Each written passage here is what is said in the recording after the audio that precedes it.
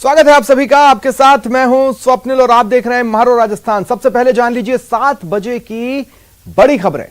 देखिए, राजकुमार की घर वापसी हुई है। बड़ी खबर में बात कांस्टेबल के हुए किडनैप की भी और बात किसानों के अनशन की, साथ ही कचरा गाड़ी में अंतिम यात्रा, स्ट्रेचर पर सिस्टम, पुजारी की हत्या पर बवाल और मूक बधिर से गैंगरेप। ये है 7 बजे की वो 7 बड़ी खबरें जिनसे जुड़े तमाम अपडेट्स हम आप तक पहुंचाएंगे। और भी कई खबरें होंगी मारो राजस्थान में। शुरुआत करेंगे इस वक्त की बड़ी खबर से। बड़ी खबर है एक बयान की। प्रदेश की सियासत में एक बार फिर बयान से तड़का लगा है। चिकित्सा मंत्री परसादी लाल मीणा ने बड़ा बयान दिया है। उन्होंने कहा कि मुख्यमंत्री अशोक गहलोत ने जो कुछ भी कहा सही कहा। परसादी लाल मीणा ने कहा कि अगर 102 विधायक नहीं होते तो हम अब तक विदा हो चुके होते। 102 विधायक नहीं होते तो न सीएम होते न मंत्री होते। जो 35 दिन मानेसर गए, देखिए यहां सचिन पायलट पर डायरेक्ट निशाना परसादी लाल मीणा का। परसादी लाल मीणा ने कहा जो 35 दिन मानेसर गए उन्हें सफाई देनी चाहिए, फिर जनता तय करेगी कि उनकी बात गले से नीचे उतरती है या नहीं। कहा होगा जो ठीक कहा होगा। अशोक जी कभी अदरवाइज बयान नहीं देते हैं। जो कहा होगा उनकी जानकारी में है, इसलिए उन्होंने जो कहा जो सही है। 102 विधायक नहीं होते तो हमारी सरकार बसती नहीं, 2 साल पहले ही विदा हो जाती। जैसे एमपी की हुई, कर्नाटक की हुई, महाराष्ट्र की हुई, वैसे हमारी विदा हो जाती। पर जिन 102 विधायकों ने सरकार बचाई, निश्चित रूप से उनकी वजह से आज हम राज कर रहे हैं। उसी की वजह से आज मंत्री हैं, उन्हीं की वजह से आज सीएम है। 102 विधायकों के कारण आज हम ये विकास के काम। और चुनाव से पहले भाजपा अपने हर किले को मजबूत करना चाहती है। वो जनता के बीच ऐसा संदेश देना चाहती है कि पार्टी में सब ठीक है। और इसी की बानगी है राजकुमार की वापसी, यानी एक दूसरे से 36 का आंकड़ा रखने वाले राजकुमार निवाड़ी की वापसी। अभिनेश महर्षि ने पार्टी का पट्टा पहनाकर उनका स्वागत किया।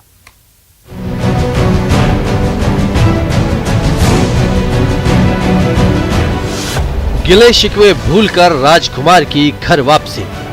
4 साल बाद फिर थामा कमल। 4 साल पहले भाजपा का दामन छोड़ने वाले राजकुमार रिणवा की घर वापसी हो गई है। खास बात रही कि उनकी वापसी में स्वागत करने वालों में सबसे आगे रहे रतनगढ़ के विधायक अभिनेश महर्षि। उन्होंने ही भाजपा का पट्टा पहनाकर रिणवा की वापसी करवाई। कहा जाता है कि दोनों के बीच 36 का आंकड़ा है, लेकिन मौजूदा सरदार शहर के उपचुनाव और 2023 में होने वाले विधानसभा उपचुनाव से पहले दोनों के बीच नरमी के संकेत बता रहे हैं कि अब सब ठीक है। रिणवा का कहना है कि 4 साल का वनवास खत्म कर अब जनता की सेवा करना ही उनका मुख्य उद्देश्य है। मांग कुछ नहीं है मेरे तो मेरे क्षेत्र के लोगों ने मेरे पर इतना बड़ा विश्वास किया है, एक निर्दलीय व्यक्ति को इतना ऋणी किया, इतना विश्वास किया, तो कम से कम मेरे क्षेत्र के काम होने चाहिए। खूब काम हुए, उसके बाद में भारतीय जनता पार्टी के साथ हूँ। साल 2018 के विधानसभा चुनाव में रतनगढ़ विधानसभा क्षेत्र से राजकुमार रिणवा की टिकट काटकर कांग्रेस से भाजपा में शामिल होकर आए अभिनेश महर्षि को भाजपा का टिकट थमा दिया था। इसी से नाराज होकर रिणवा ने पार्टी का दामन छोड़ दिया था और नाराज राजकुमार रिणवा ने निर्दलीय ताल ठोकी थी। हालांकि 2018 के चुनाव में राजकुमार रिणवा को सिर्फ 18,000 वोट ही मिल पाए थे और जीत का सेहरा अभिनेश महर्षि के सिर पर सजा था। 2003 में निर्दलीय प्रत्याशी के तौर पर जीत दर्ज करने वाले राजकुमार ने साल 2008 में वसुंधरा राजे के कहने पर भाजपा का दामन थामा था और दोबारा से जीत दर्ज की। लेकिन 2018 आते आते वसुंधरा राजे के करीबी माने जाने वाले रिणवा को आखिर में वसुंधरा राजे की नाराजगी का भी सामना करना पड़ा था और उनका टिकट कट गया था, जिसके बाद उन्होंने पार्टी को अलविदा कह दिया। लेकिन अब उनका कहना है कि पार्टी को मजबूत करना है और 2023 में कमल खिलाना है। 2023 का तो अब देखो, पहले उपचुनाव होता करता है। 2023 में तो 110% हमें दिख रहा है कि बीजेपी के अलावा कुछ नहीं है। एक तरफ जहां कांग्रेस में इन दिनों बगावती सुर दिख रहे हैं, वहीं भाजपा में आपसी मतभेद भुलाकर पार्टी के लिए काम करने की बात कही जा रही है। ये तो आने वाला वक्त ही बताएगा कि जनता किसके साथ है। न्यूज़ 18 राजस्थान के लिए चूरू से मनोज की रिपोर्ट। और हनुमानगढ़ से बड़ी खबर है। एक युवक को जमकर पीटा गया, कमरे में बुलाकर कमरा बंद कर तड़ातड़ एक के बाद एक उस पर थप्पड़ और घूसों की बरसात होती रही। दरअसल मसाला कंपनी का प्रतिनिधि है, इस पर लाखों रुपए की ठगी का आरोप है। फर्म संचालक जो कि पहले ही ठगी का शिकार हो चुके थे, उन्होंने पूरी प्लानिंग की और वो इस बात को स्वीकार भी करते हैं कि उन्होंने पूरी प्लानिंग की और कंपनी प्रतिनिधि को दोबारा कहा कि हम एक और ऑफर देना चाहते हैं और उसे लालच देकर बुलाया। ये ठग इस लालच में फंस गया, ये हनुमानगढ़ आया और फिर जो भी हुआ वो आपके टीवी स्क्रीन पर है। राजस्थान पंजाब की फर्मों से लाखों रुपए ठगे जाने का इस पर आरोप है। फर्म संचालकों ने मुकदमा दर्ज करने के लिए जंक्शन थाने में परिवाद दिया है।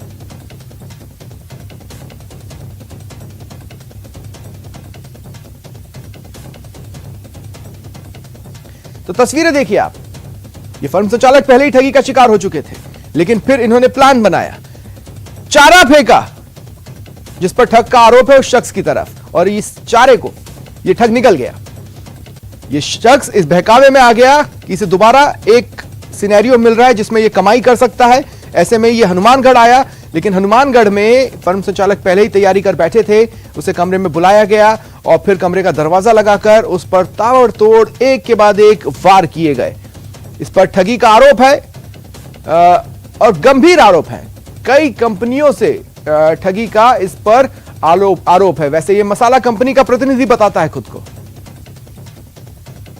ये 3 दिन पहले यहाँ पर आया था और इसकी अच्छी धरपकड़ करी है, इसकी जी सारा इसके तहकीकात करी है, सब पता किया है। ये बंसल जी खड़े हैं यहाँ पर, ये बंसल जी खड़े हैं, ये बठिंडा से है बंसल जी, और इनसे पेमेंट लेके गए। आज 3 महीने हो गए इनको माल लिया है, बंसल जी को गोलियां दे रहा है। आज इसको बहाने से यहाँ बुलाया गया तरीके से, ठीक है ना। अभी भी ये इतने लड़के इसने कंपनी के अंदर लगा लिए हैं जिनको बड़ी बड़ी तनख्वाहें दे रहा है, और अभी तक किसी के पास 1 पैसा भी नहीं आया है। इस व्यक्ति का 1 पैसा भी नहीं आया किसी को, ठीक है ना। और लाखों रुपए ये एमडी के साथ मिलकर ठगी मार चुका है। और आज भी ये इनको लूटने आया था। ये अपने पारस जी हैं, अपने यहाँ पारस जी हैं, ये यहाँ पर हनुमानगढ़ जंक्शन में इनकी फर्म है जी, बीएम ट्रेडर्स के नाम से। इनको भी लूटने आया था यहाँ पर। ऑनलाइन ठगी के बड़े गिरोह का खुलासा हुआ है चित्तौड़गढ़ से। ये बड़ी खबर आपको बता रहे हैं। ऑनलाइन कंपनी का फर्जी कॉल सेंटर संचालित हो रहा था। 16 लोगों को पुलिस ने गिरफ्तार किया है। गोपाल नगर के होटल धनुष में यह फर्जी कॉल सेंटर चल रहा था। यहां से कंप्यूटर और अन्य इलेक्ट्रॉनिक उपकरण जब्त किए गए। बताया जा रहा है कि विदेशी लोगों को यह निशाना बना रहे थे। ज्यादा जानकारी के लिए बात करेंगे सहयोगी सुभाष से। सुभाष, पूरी खबर। जी बिल्कुल, मैं आपको बताना चाहूंगा कि पुलिस को मुखबिर के जरिए सूचना मिली थी कि एक साइबर कैफे चलाया जा रहा है जिसमें गतिविधियां संदिग्ध है। इस पर पुलिस, कोतवाली थाना पुलिस ने कार्रवाई करते हुए यहाँ जब जांच की तो पता लगा कि ये लोग अमेजन कंपनी का एक फर्जी कॉल सेंटर चला रहे हैं, जो विदेशों में रहने वाले लोग जो हैं उनको फोन करते और फोन करने के बाद उनको गिफ्ट वाउचर का झांसा देते, ऑर्डर कैंसिल कराने के नाम पर धमकाते और उसके बाद उनसे डॉलर में पैसे वसूल किए जा रहे थे। और पुलिस ने वहां लगभग 15 से अधिक कंप्यूटर जब्त किए हैं, उनसे जुड़े सामान जब्त किए और 16 लोगों को पुलिस ने गिरफ्तार किया है। मैं आपको बताना चाहूंगा इसमें बड़ी बात यह है कि इस गिरोह के जो कुछ लोग हैं, जो मास्टरमाइंड है, वो भी इनके साथ पकड़े गए हैं। साथ ही अधिकांश लोग जो वो कर्मचारी थे, लेकिन इस गिरोह को संचालित करने वाले जो लोग हैं उन तक पुलिस पहुंचने की बात कह रही है। फिलहाल उनके नामों का खुलासा नहीं किया गया, लेकिन ये संभावना जताई जा रही है कि जल्दी इस पूरे गिरोह को संचालित करने वाले जो बड़े नाम है, जो मास्टरमाइंड है, उनका भी खुलासा होगा। लेकिन प्रारंभिक रूप से सामने आया है कि चित्तौड़ के अलावा उदयपुर, दिल्ली और मुंबई जैसे बड़े शहरों से भी इनके तार जुड़े हो सकते हैं। फिलहाल पुलिस हर पहलू पर जांच कर रही है। जी शुक्रिया तमाम जानकारी के लिए। आप नजर बनाए रखें। और राजसमंद के देवगढ़ से बड़ी खबर है। पुजारी नवरत्न हत्या केस में यह बड़ा अपडेट आपको बता रहे हैं। परिजन पुजारी के शव को लेकर देवगढ़ उपखंड कार्यालय पहुंचे और प्रदर्शन शुरू किया। शव को कार्यालय के बाहर रख परिवार वाले विरोध प्रदर्शन कर रहे हैं, ग्रामीण उनका साथ दे रहे हैं। बड़ी संख्या में ग्रामीण वहां पर जुटे हैं और साथ ही बीजेपी कार्यकर्ता भी मौजूद हैं। बड़ी संख्या में बीजेपी के कार्यकर्ता वहां पर जुटे हैं और पुजारी के परिवार का साथ दे रहे हैं। उनकी मांगों को लेकर बीजेपी के कई बड़े नेता भी प्रदर्शन में शामिल हुए हैं। इधर पुलिस के अधिकारी समेत पुलिस जाब्ता मौजूद है धरना स्थल पर। देखिए, बीजेपी के दिग्गज चेहरा दिया कुमारी भी पहुंची है। तस्वीरें आपकी टीवी स्क्रीन पर है।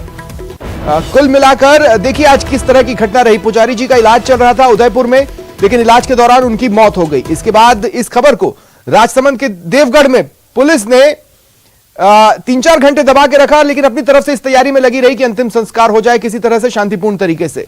लेकिन यह खबर जैसे ही देवगढ़ पहुंची सभी आक्रोशित हो गए। इधर मांग पत्र परिजनों द्वारा सौंपा गया। परिजन शव लेकर देवगढ़ पहुंचे और इसके बाद प्रदर्शन करने लगे शव को रखकर, और इस प्रदर्शन में और भी लोग जुड़ते चले गए।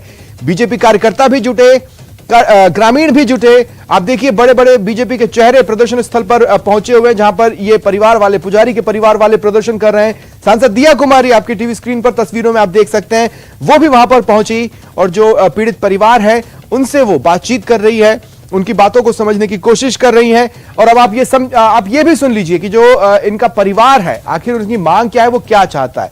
एक तो वो ये चाहता है इस घटना की जांच हो और जांच सीआईडी सीबी से करवाई जाए। साथ ही आर्थिक सहायता की वो मांग कर रहे हैं, 50 लाख के मुआवजे की उनकी मांग है।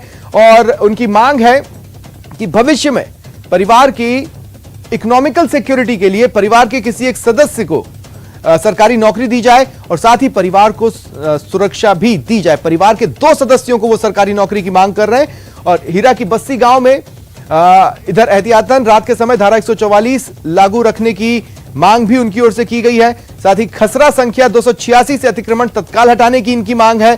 देवस्थान की भूमि घोषित कराने की भी ये मांग उठा रहे हैं। इधर पुलिस ने मामले में एक आरोपी को और गिरफ्तार किया है। तुलसा सिंह और भावेश गिरफ्तार हुआ है। जांच अधिकारी बेनी प्रसाद मीणा ने यह जानकारी दी। तो अब पुलिस पर चौतरफा दबाव बढ़ रहा है और हालांकि पुलिस शुरुआत से ही दबाव में थी, क्योंकि लंबे वक्त तक पुजारी परिवार जब सुरक्षा की मांग कर रहा था वो निष्क्रिय से बैठे रहे और अब इस तरह के हालात का सामना पुलिस कर रही है। सहयोगी अलकेश मेरे साथ इस वक्त फोन लाइन पर जुड़ रहे हैं। अलकेश, क्या अपडेट्स हैं, क्या स्थिति है इस वक्त वहां पर? जी मैं आपको बता दूं, अभी फिलहाल जो राजसमंद सांसद है वो दिया कुमारी, वो मावली विधायक धर्मनारायण जोशी, भाजपा जिलाध्यक्ष मान सिंह बारठ और मृतक पुजारी के जो पुत्र हैं मुकेश और यशपाल, उनके साथ परिजन उपखंड कार्यालय जो देवगढ़ उपखंड कार्यालय है उसके बाहर धरने पर बैठे हैं। और इनका सीधा सा आरोप है कि पुलिस और प्रशासन ने जब पुजारी परिवार लगातार मदद की गुहार लगा रहा था, सुरक्षा की गुहार लगा रहा था, उस चीज को अनदेखा और अनसुना किया गया और ऐसे में पुजारी को अपनी जान गंवाकर इसका खामियाजा भुगतना पड़ा। ऐसे में परिवार के पीछे परिवार जो है उनको कहीं न कहीं असुरक्षा की भावना भी है उनके मन में है कि अब क्योंकि आरोपियों के ने अपना एक कदम उठा लिया है और पुजारी तो प्रशासनिक अमले की ओर से या पुलिस की ओर से कौन बातचीत कर रहा है? जी अभी फिलहाल प्रशासन और पुलिस के अधिकारी मौके पर मौजूद है, लेकिन अभी किसी से वार्ता नहीं हो रही है। सांसद दिया कुमारी भाजपा के नेता जो मृतक के परिजन हैं उनके साथ धरने पर बैठे हुए हैं। मृतक का शव है वो एक एम्बुलेंस में रखा हुआ है, उस एम्बुलेंस को उपखंड कार्यालय के परिसर में अंदर खड़ा करवा दिया है, जबकि सांसद दिया कुमारी बाहर सड़क पर धरने पर बैठी हुई है और भाजपा नेता भी बाहर धरने पर बैठे हैं।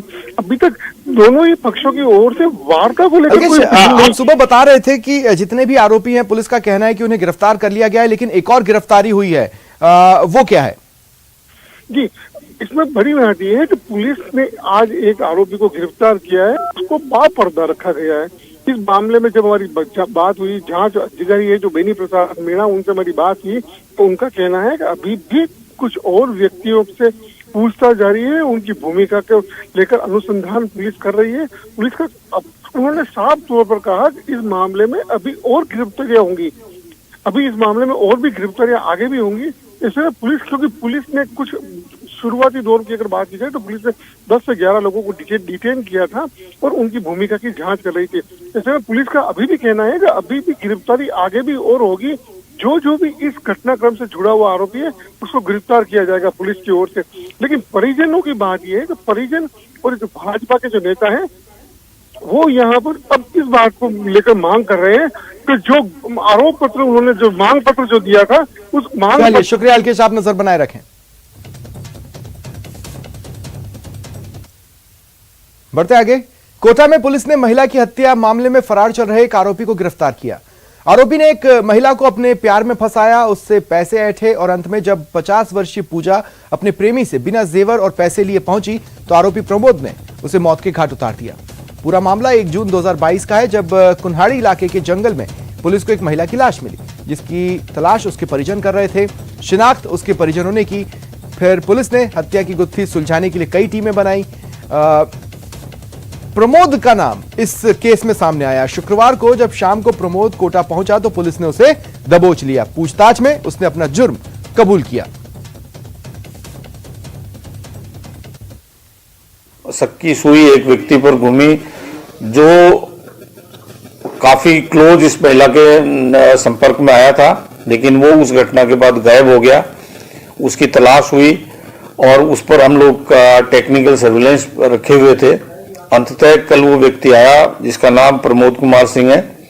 उसने महिला को अपने मोह जाल में फंसाया आर्थिक तंगी भुगत रहा था और अंततः जब महिला उसकी डिमांड्स को पूरा करने के लिए तैयार नहीं हुई तो उसने गला घोंट करके उसको मार दिया। कहते हैं इश्क जानलेवा होता है और शिक्षा नगरी में ये बात साबित भी हुई है। 1 जून 2022 को पूजा अरोड़ा की लाश मिली थी नांदा इलाके में। तब से पुलिस आरोपी की जांच कर रही थी, आरोपी को पकड़ने के लिए लगी हुई थी। आज पुलिस ने ये खुलासा किया है कि इस हत्याकांड के पीछे वजह प्रेम था, प्रेम की वजह से उसकी हत्या हुई थी। और जब आरोपी युवक जिससे वो प्रेम करती थी, प्रेम जाल में उस युवक ने उसे फंसाया था, जब उसकी मनमानी नहीं चली, वो उससे पैसा चाहता था, उसके गहने चाहता था, लेकिन वो बिना पैसों के ही वहाँ पहुँच गई। ऐसे में आरोपी के जो मंसूबे हैं वो नाकामयाब हो गए और आरोपी ने पूजा को उतार दिया मौत के घाट। योगेश त्यागी, न्यूज़ 18 कोटा। और वक्त चला एक ब्रेक का। ब्रेक के बाद देखिए कचरा गाड़ी में अंतिम यात्रा।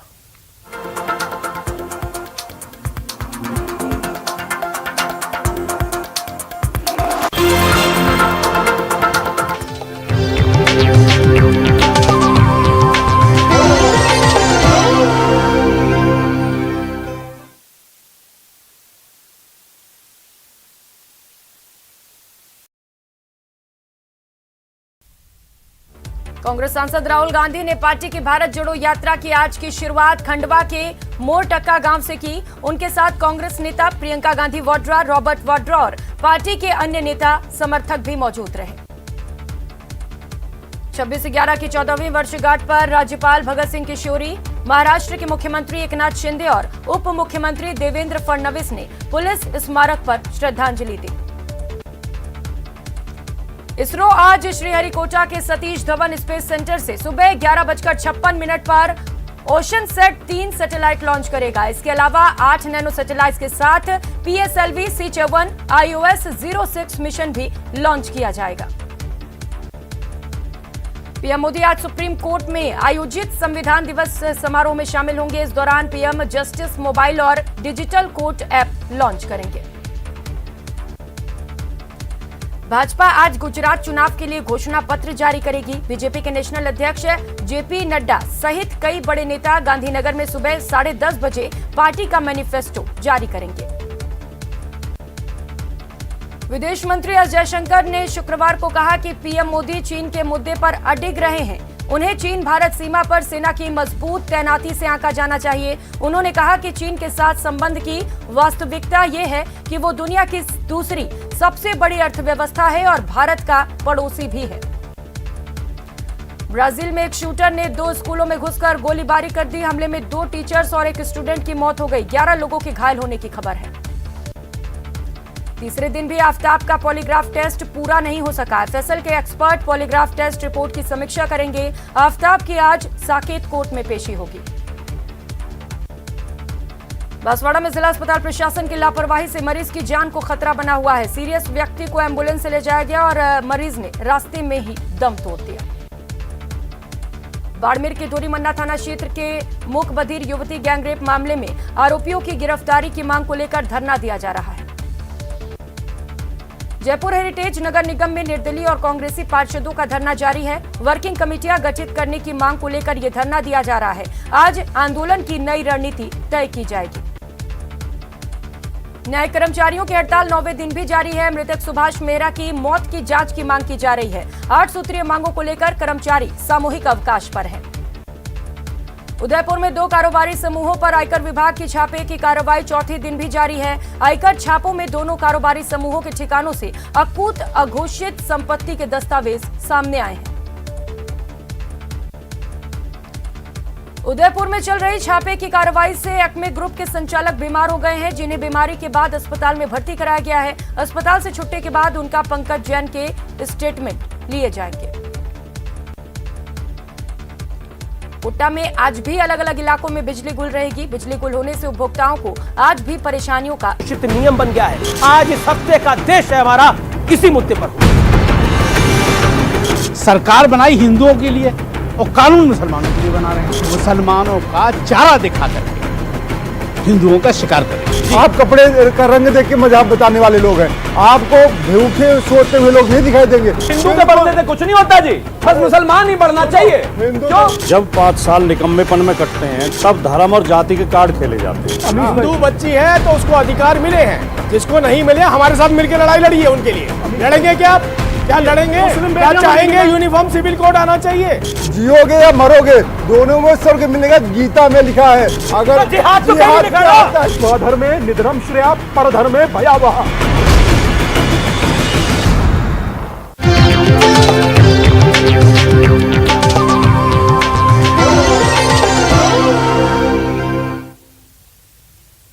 बात करते हैं सवाई माधोपुर की, जहां मानवता को शर्मसार करने वाली तस्वीर सामने आई। शवों की अंतिम यात्रा कचरा गाड़ी में निकाली गई। ये रिपोर्ट देखिए।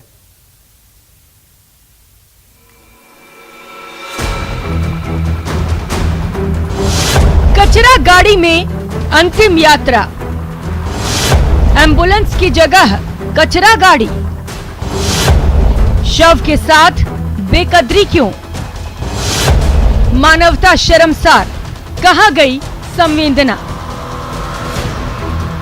कचरे की ट्रॉली में चाहे वो किसी का भी शव हो, ये हमारे लिए, पूरी मानवता के लिए शर्म की बात है। और ऐसी अगर कोई घटना हुई है तो मैं खुद शर्मिंदा हूं। विधायक जी शर्मसार हैं, होना भी चाहिए, लेकिन उनका क्या? जिनकी जिम्मेदारी थी, जिन्होंने शव के साथ बेकदरी की, मानवता को शर्मसार किया, शायद संवेदना थी ही नहीं उनमें, तभी तो 2 शवों को शमशान ले जाने के लिए उस गाड़ी का इस्तेमाल किया जिसमें कचरा ढोया जाता है। ये तो ऐसा प्रकरण मेरे ध्यान में नहीं आया है, फिर भी आपने बड़ा सवाल किया है। सब कचरे की ट्रॉली में चाहे वो किसी का भी शव हो, ये हमारे लिए, पूरी मानवता के लिए शर्म की बात है। और ऐसी अगर कोई घटना हुई है तो मैं खुद शर्मिंदा हूं। ये बात मैं सुनने में ही बहुत बुरी लगती है, देखने में तो बहुत अजीब लगेगी। मैं ऐसी घटना पुनरावृत्ति नहीं हो, उसके लिए पूरा प्रयास करूँ। सर, कचरे की ट्रॉली में शव को ले जाया जा रहा है, क्या कहना चाहेंगे इसको? ये मेरा विषय नहीं है, हम नगर पालिका को तहरीर देते हैं। अच्छा। वो किस माध्यम से कैसे करें ये उनका काम है। इस संबंध में आप नगर परिषद से संपर्क करें। सुना आपने, जिम्मेदारी बनती थी नगर परिषद की, लेकिन ऐसी संवेदनहीन परिषद से उम्मीद भी क्या की जा सकती है? संवेदनशील होती तो शवों की अंतिम यात्रा कचरा गाड़ी में ना निकालती। दरअसल सवाई माधोपुर जिले के गंगापुर सिटी कस्बे में 3 दिन पहले ट्रेन की चपेट में आने से एक युवक और महिला की मौत हो गई थी। जीआरपी ने दोनों शवों को अज्ञात होने के चलते शिनाख्तगी के लिए सामान्य चिकित्सालय की मोर्चरी में रखवाया था। इस दौरान जीआरपी की ओर से दोनों शवों की शिनाख्तगी का प्रयास भी किया गया, लेकिन दोनों ही शवों की शिनाख्त नहीं हो सकी। ऐसे में जीआरपी की ओर से दोनों अज्ञात शवों का पोस्टमार्टम कराकर शवों के अंतिम संस्कार के लिए दोनों शवों को नगर परिषद को सुपुर्द कर दिया गया। लेकिन नगर परिषद की संवेदनहीनता देखिए, दोनों ही शवों को कचरा डालने वाली ट्रैक्टर ट्रॉली में डालकर शमशान तक पहुंचाया गया।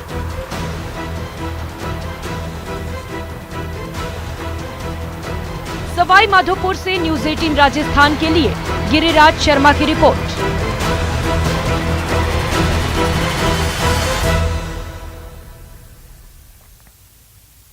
और चलिए यहां पर रुकते हैं एक छोटे से ब्रेक के लिए।